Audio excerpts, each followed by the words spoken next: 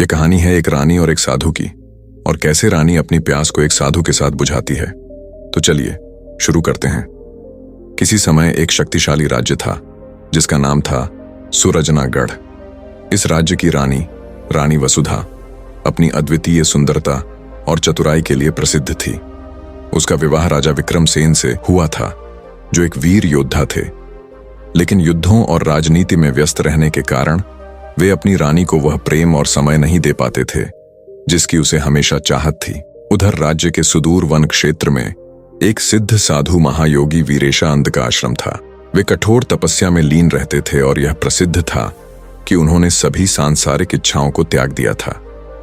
लेकिन नियति को कुछ और ही स्वीकार था। एक दिन राजमहल में एक भव्य आयोजन हुआ जिसमें दूर दूर के संतों और साधुओं को आमंत्रित किया गया। महायोगी रेशानंद भी इस आयोजन में पधारे। जब वे सभा में पहुंचे तो उनकी तेजस्वी उपस्थिति ने सभी को मंत्रमुग्ध कर दिया। रानी वसुधा की दृष्टि जब पहली बार उन पर पड़ी तो वह उनकी दिव्य आभा और पुरुषोचित आकर्षण को देखकर स्तब्ध रह गई। यह पहला मौका था जब किसी पुरुष की उपस्थिति ने रानी के भीतर तक झकझोर दिया। उसका मन बेचैन हो उठा। उसने इस अनजान भावना को समझने की बहुत कोशिश की, लेकिन मन की चंचलता पर उसका कोई वश नहीं रहा। आयोजन समाप्त होने के बाद रानी ने अपनी दासी के माध्यम से साधु को राजमहल में रुकने का निवेदन भेजवाया। पहले तो महायोगी ने मना कर दिया, लेकिन जब स्वयं राजा ने भी आग्रह किया तो वे कुछ समय के लिए महल में ठहरने को सहमत हो गए। रानी का हृदय उथल पुथल से भर उठा और उसकी आंखों में एक अजीब सी ललक थी जिसे वह छिपाने का प्रयास कर रही थी। रात के गहन अंधकार में रानी चुपके से साधु के कक्ष की ओर बढ़ी। उसका हृदय धड़क रहा था, सांसें तेज हो रही थीं।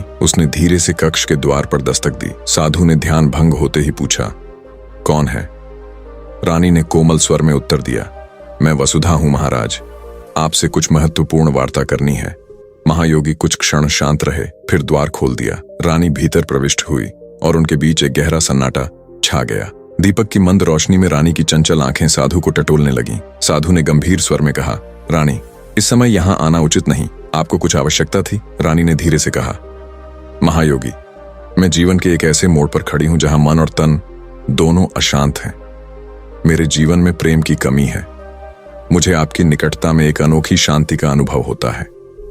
साधु ने अपनी दृष्टि झुका ली। वे सांसारिक आकर्षण से ऊपर उठ चुके थे, लेकिन रानी की मोहकता और उसकी वेदना ने उनके तप को डगमगा दिया। रानी ने धीरे से आगे बढ़ते हुए कहा, क्या त्याग का अर्थ यह होता है कि हम अपने हृदय की इच्छाओं को भी अनसुना कर दें?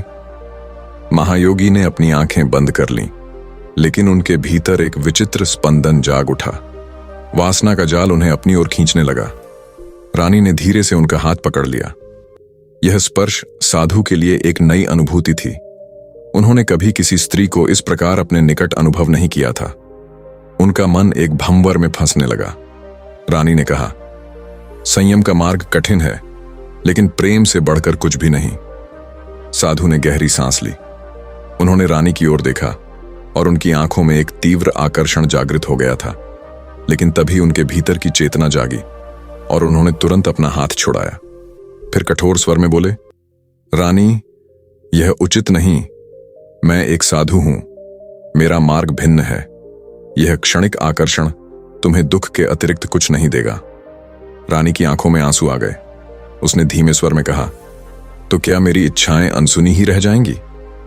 साधु ने अपनी आंखें बंद कर लीं और मंत्र उच्चार करने लगे। उनके मुख से बस इतना ही निकला, वासना को प्रेम मत समझो रानी। प्रेम त्याग में है, अधिकार में नहीं। रानी कुछ क्षण रुकी, फिर धीरे धीरे पीछे हटी और कक्ष से बाहर निकल गई। रानी उस रात बहुत रोई, लेकिन अगली सुबह जब सूरज उगा तो उसने स्वयं को बदला हुआ महसूस किया।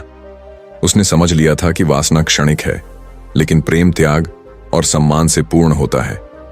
महायोगी ने अपने तप को और कठोर कर लिया और कुछ ही दिनों में महल छोड़कर पुनः जंगल की ओर चल दिए।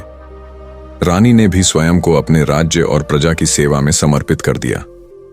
वासना की परीक्षा समाप्त हो चुकी थी और प्रेम ने संयम के रूप में विजय प्राप्त कर ली थी। यह कथा हमें यह सिखाती है कि वासना क्षणिक होती है, लेकिन त्याग और संयम से ही सच्चे प्रेम की अनुभूति होती है। आकर्षण स्वाभाविक है, लेकिन इसे प्रेम समझना सबसे बड़ी भूल होती है। कहानी पसंद आई हो तो लाइक करें और ऐसे ही धार्मिक कहानियों को सुनने के लिए चैनल को अभी सब्सक्राइब करें